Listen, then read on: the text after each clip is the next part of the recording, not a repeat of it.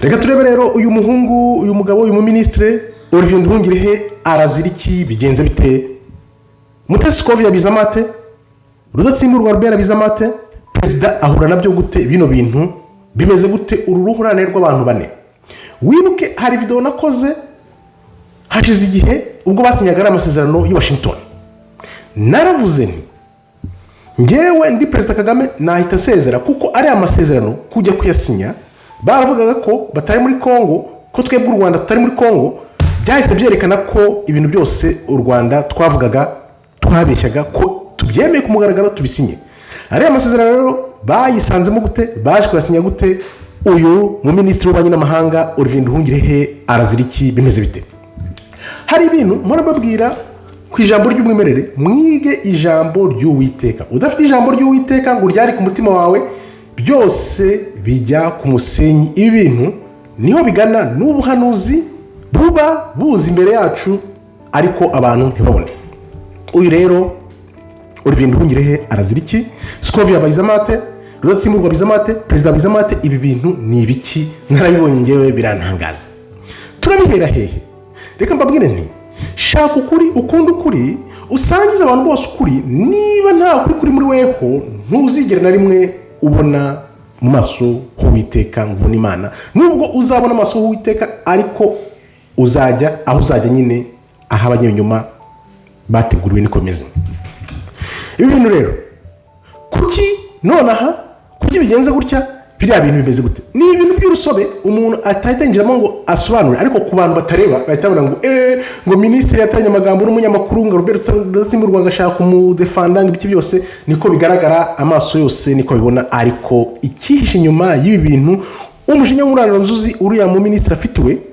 waturutse hehe bimeze bite uriya muhungu ni umukozi agira ishyaka abantu bagira ishyaka rero iyo udafite inyurabwenge iyo udafite wisdom buri gihe ugongana n'urukuta niko bigenda ugomba kugira umuhate ukagira ubushake ariko hejuru yabyo byose ukongeraho wisdom inyurabwenge ari ryo jambo ry'Uwiteka ijambo ry'Uwiteka rikubwira iki ari mpamvu mubaza ni ufite imyaka ngahe 20 80 yewe se ni 100 wari wafata umunsi n'uyu numwe cyangwa se umwaka umwe n'uyu numwe ubuzima bwawe ngo uharire Uwiteka maze ubeho dusubire inyuma rero iraho muri iyo video nakoze bamaze gukorera amasezerano bamaze kuyasinya y'I Washington narababwiye nti ngewe ndi Kagame nahita ntanga imihoho nkava ku butegetsi nk'uko abashinzwe babivuga bino bintu rero byagiye bizamuka kuko buriya president aribaza ati uyu muntu ataraza ministre w'ububanyi n'amahanga twari tumeze neza harimo n'abamushinja ko ashobora kuba ari double agent w'Abanyamerika cyangwa se akabona korana n'u Rwanda ibyo binanye nabitekereje ndabyibaza ndavuga ni uyu muhungu se yaba ari asset y'Abanyamerika noneho ari amasezerano ukuntu bayagiyemo ukuntu babisinye ukuntu bisanze hariya president yisanga hariya Washington ari gusinya amasezerano ibintu bari amaze imyaka n'imyaka bahakana ko batabigiyemo nahise mvuga nti ibi bintu game is over umuntu utarabibonye ni umuntu utareba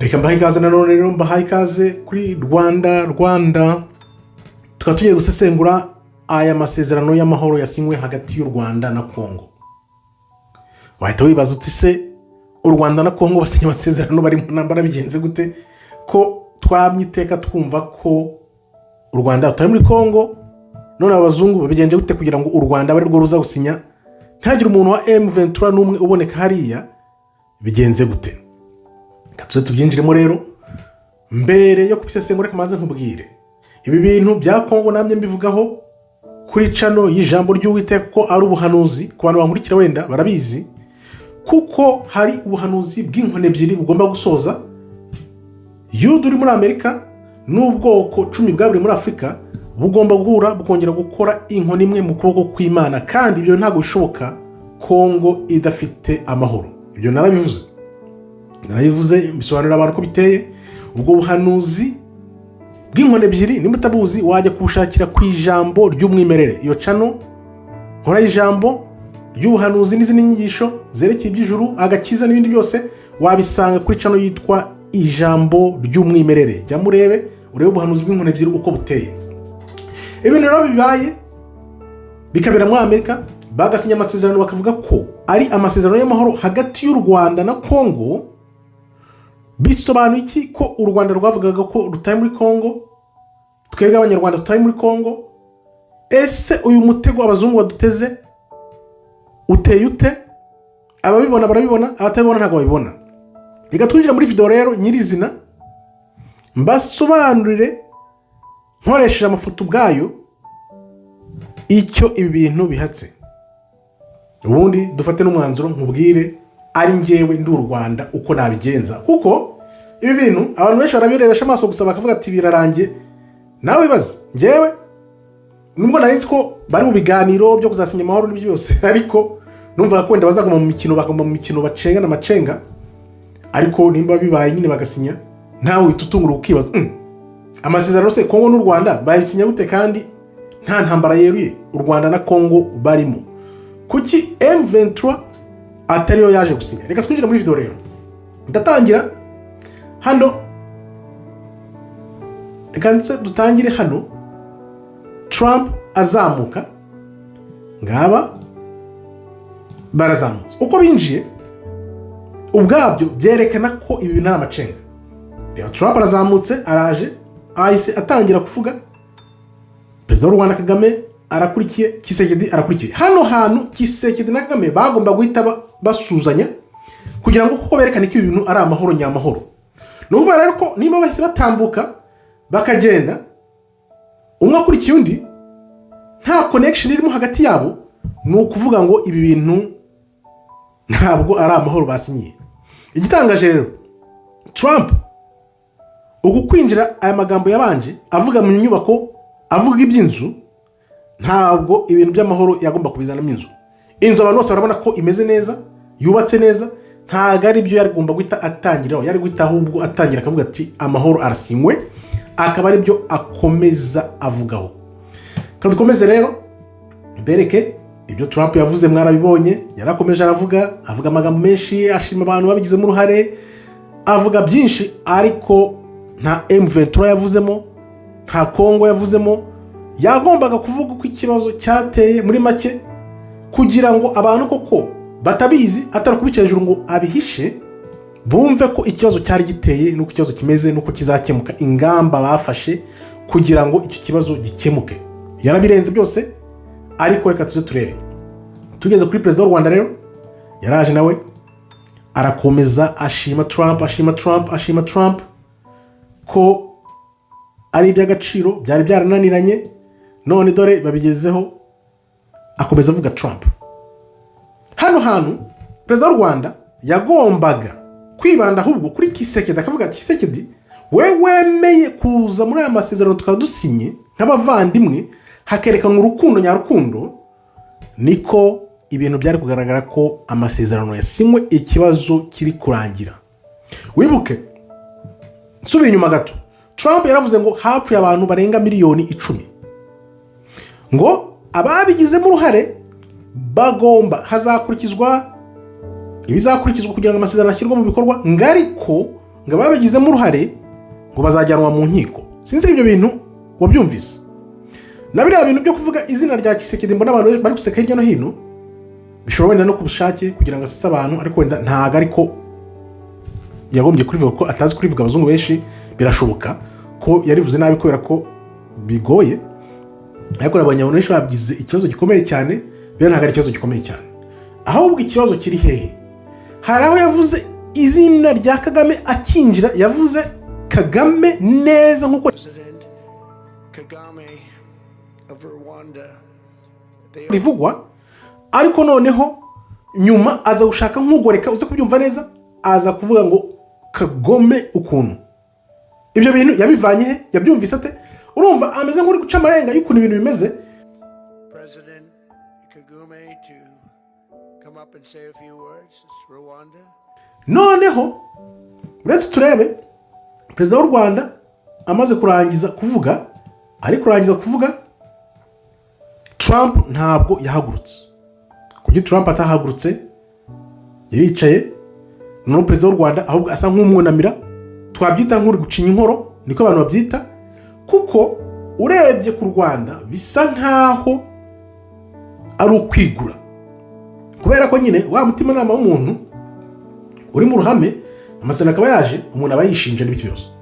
Bigeze kuri perezida wa Kongo rero, perezida wa Kongo ahaguruka, nkwereke ko nta mahoro hano hantu yasinywe, yari guhita akora mu ntoki Kagame akamwereka ko koko ikibazo kiri kurangira. Kuki rero Tshisekedi atashuje Kagame ngo amukore mu ntoki agiye guhaguruka? Ni ukwerekana ko nta bwumvikane, ni uburyarya no kuryaryana.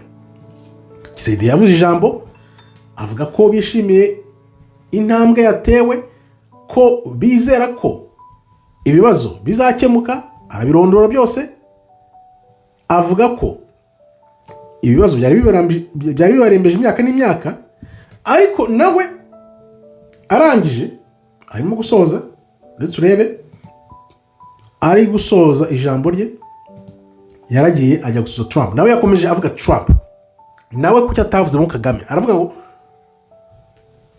Trump kuki atavuze ngo Kagame munywanyi wanjye, ibibazo byari biturembeje none dore turabikemuye, bahoberane noneho amahoro atahe. Urumva agiye no kwicara, urebe nawe ubwe amaze kwicara, urumva Trump yamubwiye, mwongoreye mu matwi, aragiye yaricaye. Ntabwo hano wese batwereka ko nimba yashuje cyangwa yahobeye Kagame kugira ngo koko ubwo bucuti n'amahoro, amasezerano n'amahoro bavuge ko bayasinye. Kuki rero perezida w'u Burundi yagiyeyo yahagaragaye? Urabona ko ba Tshisekedi wenda bashobora kuba baragize uruhare mu masezerano, ba Ruto, Ndayishimiye yavuze ijambo. Kuki yahagaragaye? Ni Kongo yamwitwaje kugira ngo abicyabona nk'uko abarundi babivuga. Reka rero tuve kuri iyi video, noneho ngewe nkubwire ibyo ntekereza. Ibintu ukuntu bimeze, harimo amarenga menshi n'amacenga yerekana ko ahubwo aya mahoro yagombye kuba yarasinywe hagati ya M23 n'abazungu basahura Afrika, basahura Kongo, noneho abandi bakaza bakaba indeberezi. Ni ukuvuga ngo Kongo yakubindebereza abazungu basahura, noneho u Rwanda rukabindebereza ya M23, ariko amasezerano agasinywa hagati ya M23 n'ayo makompanyi asahura Kongo. Niyo masezerano y'amahoro ya nyayo yagombye kuba yarasinywe, kubera ko uko ibintu bigaragara nk'uko abantu babivuga henshi n'henshi, bari kuvuga ngo abazungu bakoreshaga Kagame none baramuhaze, baramujugunye, ubu bagiye kwimika Tshisekedi nayo bamukoreshe kuko nuko bakora kugira ngo baze muri juzunguruka. Niyo mpamvu ubona nta nubwo bibaraje ishinga cyane. Bivuze iki rero? Kagame abaye ari umuhanga ku mwanzuro ugiye kumbifata, Kagame abaye ari umuhanga cyane, yakora iki? Njyewe ndiwe nahita mva ku butegetsi, kubera ko buriya afite agahenge gakingira byamuvuzweho byose, kubera ko amahoro yasinywe. Yahita avuga ati ahubwo dore amahoro arasinywe, bigishyushye agahita ava ku butegetsi, akisohokera akagenda agashyiraho undi. Nuko nguko rero ibintu byakemuka bikamera neza. Ariko uko ibibazo bimeze, dore ukuntu bigiye kugenda. Nakubwiye ko M23 nabo bazungu basahura, ayo makompanyi asahura na M23 ntago baje mu masezerano. Bivuze iki rero? Wasinya wagira ute? Ntago ushobora gutegeka abantu bafite imbunda ibihumbi n'ibihumbi ngo bareke intambara nabo bazungu basahura. Ni ukuvuga ngo bizakomeza, bishobora gukomeza wenda bikagabanya umurindi, ariko bizakomeza. None bikomeza, no kuvuga ninde bizajyaho, bizajya kuri Kagame, kubera ko Kongo izahita ivuga ngo ati dore wa muntu bya bindi twasinye yanze kubikurikiza, yabirenzeho. Bivuze iki rero? Niho ngaruka rero nkakubwira ni Kagame ari umuhanga, ahubwo ubu ngubu nibwo yahita ava ku butegetsi akavuga ati dore ndera amahoro ndayasinye, birarangiye, mwavugaga ko ari njyewe, none dore ngenda agiye, filimi igahita irangira, akagenda akareba ahandi wenda yaba hameze neza, niba yumva yaba adafite umutekano, niko yabisohokamo neza.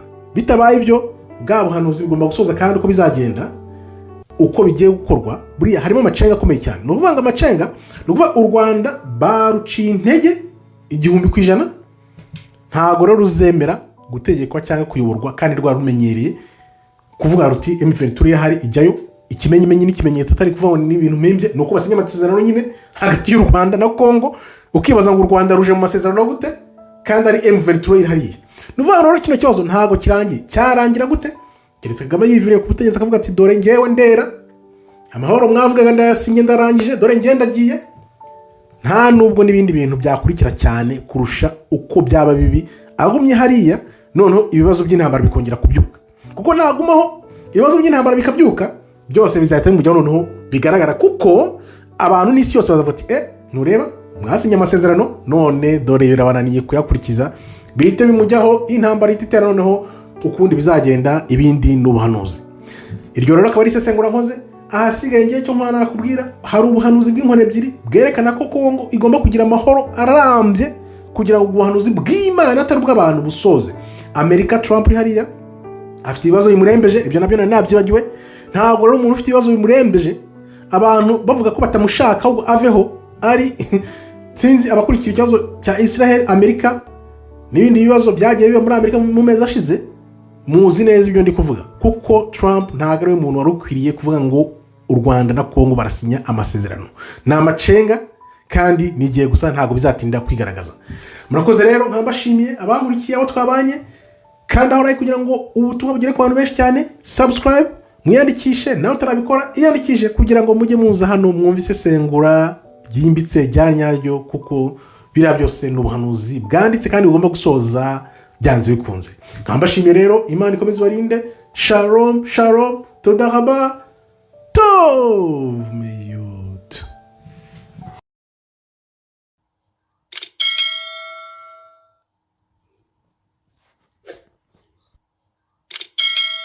Ubwo rero bashobora kuba barasinye bakamubwira wenda tujye gusinya, sinzi niba ari minisitiri w'ububanyi n'amahanga ari we wabyikururiye kugira ngo bajye gusinya.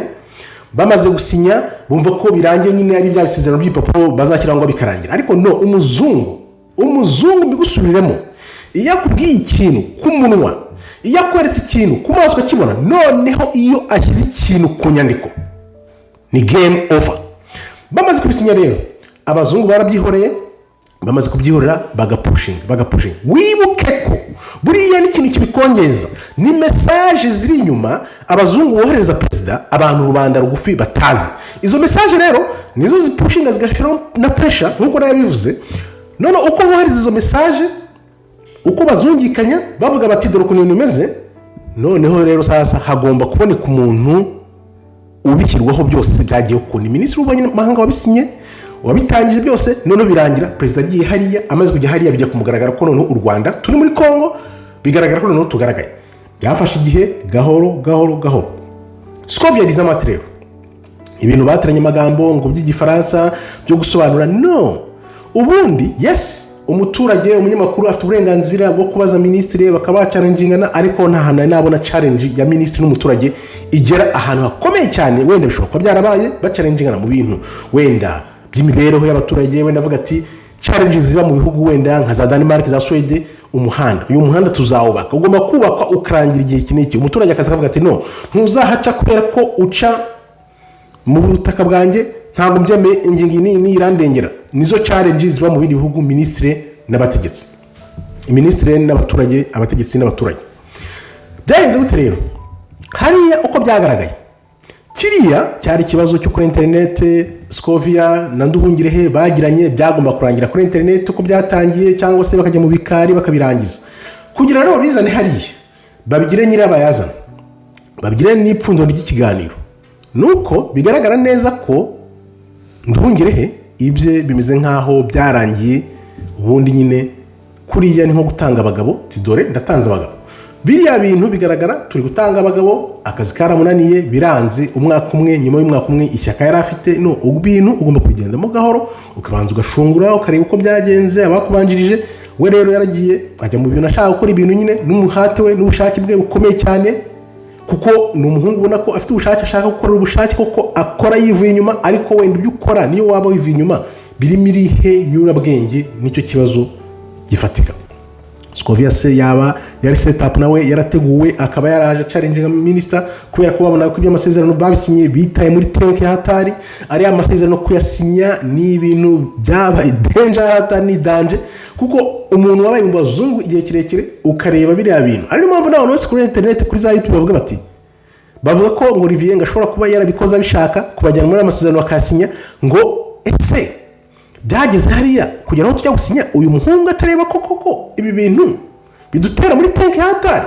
Urumva rero uwo mujinya na pressure ziri inyuma ziba zose kuri president, aba senateri ba Amerika, aba ministri w'ububanyi n'amahanga bandikira president byose umunsi ku munsi yatariki bahawe yo kuba bavuye muri Kongo, u Rwanda tutari muri Kongo yararenze imaze kurenga, batangiye gushyira pressure behind the scenes. Ariyo mpamvu ubona noneho kugira ngo ikibazo kigaragare hato n'ibinasandara nyirabayazana azaba ari Nduhungirehe arimo arazira ari amasezerano ya Washington, ntago ari kuzira tweets. Come on now Scovia, wumve kuki Nduhungirehe yaje asa n'utungwe. Ubundi biriya bintu kugira ngo bijye ku mugaragaro rikaze mwereke uko byagombye kugenda. Dukomeze mbere yo gukomeza kanda ho like kugira ngo ubutumwa uko kuri izi video zibabyura zibakangura zige zigera ku bantu benshi cyane, kuko reka nkubwire nti nawe uyandikishije nawe utariyandikisha mwese ndabashimiye kuko binyereka ko munyote ukuri. Reka tuze turebe rero ukuntu Scovia bino bintu byinjiramo, Albert kubyinjiramo nuko president abyinjiramo kugira ngo noneho bose bakarabe Olivier abe igitambo arihe ikiguzi. Hano rero niho duhita twibaza Scovia yabije mate. Uriya mugore naramubabwiye, Scovia naramubabwiye, ndababwira ni nyamara abantu mwitonde uyu mugore. Urabona kugira ngo atinyuke ministri w'ububanyi n'amahanga ntago ari bya bindi ngo umuturagize ijambo byose. Uriya mugore ubona ko asa n'ufite imbaraga utaza zituruka kugira ngo challenge yerekana abantu ko afite imbaraga, ariko kubera ko nyine wenda bishobora kuba ari ibintu by'umupango kugira ngo noneho batanga abagabo uriya ministri aveho bigaragaye yuko avugira akazi kamunaniye, bishobora kuba byari byapanzwe imbere. Noneho araza azamura kira kibazo kuko wabonye ko yaje afite na telefone iriho bwa butumwa bataranye amagambo. Olivier yaje Nduhungirehe atabizi kubera ko biriya bintu byagombye kuba barafashe izo message bakazishyira kuri screen, abantu bose bakareba bakagenda basesengura umurongo ku murongo. Olivier akerekana ati dore ibyo nanditse, dore ibyo navugaga. Usibye ko ngiye ntararengera Olivier Nduhungirehe kubera wenda mbona abantu benshi baba batukana nawe n'ibiki byose, imyifato wa mugani wa Barundi bashingana imyifato y'abantu ntabwo bamenye ibyo ari byo, ariko muri ibi bintu ukuntu ibi bintu abigushijwemo bimeze gute. Bagombye gufata zira message bakazishyira kuri screen. Olivier akavuga ati dore ibyo navuze ABCD. Scovia akaza akadefanda, ariyo haziramo Albert Rudatsimburwa avuga ati nyamara nyakubahwa dore ibintu ko byagenze abantu babyumvise nabi n'icyo cyose. Hari ahantu nabanje gutekereza yuko wenda Albert Rudatsimburwa arimo aradefanda igifaransa ko yabaye mu Bubiligi ibiki byose, ishema ry'igifaransa n'ibiki byose, niko natekereje. Ariko nyuma y'ubisesenguye ubona bishobora kuba ari ibintu biri ku mupango kugira ngo noneho bigaragare yuko yaba Scovia yarenganye yaba Rudatsimburwa ari kurengera Nduhungirehe, na Nduhungirehe nawe yabuze uko yisobanura kuko Nduhungirehe yari amagambo yabuze nuko yavuga ati dore muri tweet yanjye reka bizane kuri telefone kuko abantu benshi bagenda na telefone za tweet zirahari byose aho babyanditse birahari. Dore ko navuze gutya mu Kinyarwanda cyanjye, dore ko bisobanurwa gutya na gutya. Noneho bigahita bigaragara ko Scovia yabyumvise nabi, ariko no kuvuga ngo nimba Scovia yarabyumvise nabi bagahita babwira ministri w'ububanyi n'amahanga imbere y'uruhame mu bantu navuga baciriritse abanyamakuru wenda bivuga batari banyacyubero atagomye ko ari na hariya. Biriya bintu no gucisha umuntu amazi no kwerekana yuko ibye bishobora kuba bitari bizima. Bivuze iki rero? Olivier Nduhungirehe yashatse kwidefanda aravuga ati nyamara ngiye nari mpari do kuri byagenze n'ibyo byose, ariko ntibishoboka. Ari nampamvu yabajijwe ngo ntabwo ufite ownership kukuri ntabwo kuri kwenyine, no yakuba yavuze ati nyakubahwa rero ko bimeze, reka tuzane screen shyireho ubwo butumwa twese tubirebe, noneho turebe uko ibintu byagenze. Scovia nawe asobanura ibyo yasobanuye niko byari kugenda. Noneho biriya bintu Rudatsimburwa Albert yashatse gusobanura byari kugira ireme atari ukwiyerurutsa gusa, kugira ngo benshi baranavuga bati birashaka kwerekana yuko wenda abantu bafite ubuvugiro, abantu bafite ibiki byose, ariko kuki bataritse ibintu ngo bibe mu mucyo, noneho tumenye uyu ministre Nduhungirehe Olivier araziriki. Reka nkubwire uko natangiye mbikubwira, kiriya kibazo ntago ari tweet zatukanye mu bantu, ahubwo ni ukwikuraho ibintu gusa byabaye kugira ngo Olivier Nduhungirehe abe ari wabaye imbarutso yo kujyana u Rwanda muri amasezerano. Nicyo gihano mbona bari kumuha, kubera ko ashobora kuba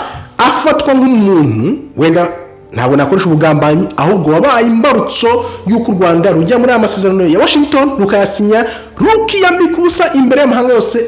Pressure y'abazungu za Amerika zikaba zirembeje Perezida wa Repubulika, akaba ariyo mpamvu ubona yamuzanye hariya akamushyira ku karubanda amwerekana ko ibye byose byarangiye. Kandi tuzi neza iyo ibintu nkabira bikubayeho, ikiba gisigaye ahasigaye no gushaka Uwiteka ubundi ukiyambaza, naho ubundi kuvuga ngo Scovia ngafite imbaraga, ngo Scovia ngo yacarinjinze ngo Minisitiri w'Abanyamahanga, kuko Minisitiri w'Abanyamahanga ateshejwe agaciro imbere ya rubanda nka kuriya, bigaragara ko igihugu n'ibiki byose biba bikimangwa. Dusubire ku Baroma 3:10-18, reka nongere mpagusomere wumve ukuntu ibintu bimeze iyo abantu badashaka Imana. Nta n'umwe ukunda Imana, nta n'umwe ushaka Imana. Abantu bose barayobye, iminwa yabo yuzuyemo ibintu bibi gusa, iminwa yabo imeze nk'insharwe y'inshira, bimeze nk'inshira. Nta n'umwe ushaka Imana, abantu bose barayobye, abantu bose babaye ibigwari, kandi abenshi baraseta ibirenge bashaka kuvusha amaraso. Nta n'umwe ushaka mu maso h'Imana gukiranuka kwabo ntikukibabaho na gato. Iyo igihugu rero kigeze ahantu nk'aho ngaho, ibintu biba bigeze ku buce. Reka nkubwire nti bira byose bibara amarenga, n'ubwo benshi bayihuza n'ubuhanuzi bw'amagayane, bakavuga ati byarahanuwe imyaka n'imyaka, none dore biri kugenda bisoza imbere y'abantu. Ibintu nako bifite akamaro n'agaciro mu Banyarwanda kugira ngo babimenye. Abanyarwanda ntago ari abana ndabazi baba bareba hirya no hino, ahubwo kugira ngo ibintu nkabiriya bibe muri iki gihe, muri iki kinyejana, mu mwaka wa 2026, kwiterambere rya internet rihari, uko abantu basobanukiwe, ukuntu abantu batekereza, byerekana ko Afrika, Rwanda turacyari nyuma. Ngaho nguko rero ibyo Olivier Nduhungirehe arazira amasezerano ya Washington, uko byagenze nibigenda biyurira bikurikiraho pressure y'abazungu ko pressinga, noneho bikaba byarabaye urwitwazo. N'ubu ngubu ukabona ko bavuga ngo agenda kumirwa mu nama runaka, nta kiboneka hirya no hino hose, baragenda asa nkaho yigizwayo buhoro, ahasigaye ubundi nigiye gusa tukareba aho ibintu bigana. Ariko Abanyarwanda ndabizeye nabo nzi ko mumaze kumenya gusesengura no guca kenge, ahasigaye amasengesho muyamuhe kugira ngo wenda nawe ture kwenda yagire nyurabwenge agakira, naho ubundi birabyuya bibe amaraso. Nkabashimiye rero, Imana ikomeze barinde, mwe mukomeje kwandikira muri benshi cyane, nawe terandikisha subscribe ukandeho like kugira ngo kuri kugera ku bantu benshi cyane. Mujye muza hano kuri Rwanda niki wagomeye Imana, twige turebe, kuko iyi cano ni yejo hazaza h'u Rwanda. Twuririye kubigenza uyu munsi, noneho rwa Rwanda ruzaba amahoro, rukaba u Rwanda rukurikira Imana, ijambo ry'Uwiteka. Nicyo ngewe nifuriza u Rwanda, ni u Rwanda shaka, u Rwanda koko rutinya Imana, rugenda mu muyoboro w'Uwiteka, mu ijambo ry'Uwiteka, mu mategeko y'Uwiteka, ku buryo noneho igitugu cyaba mu Rwanda cyaba igitugu cyo kumenyesha abantu Imana, abantu bose bakaba mu mucyo aho kuba mu mwijima. Nibyo bintu duharanira kuri Rwanda no ku ijambo ry'umwimerere. Nkabashimiye rero, Imana ikomeze barinde. Shalom, todahaba, tov meyo.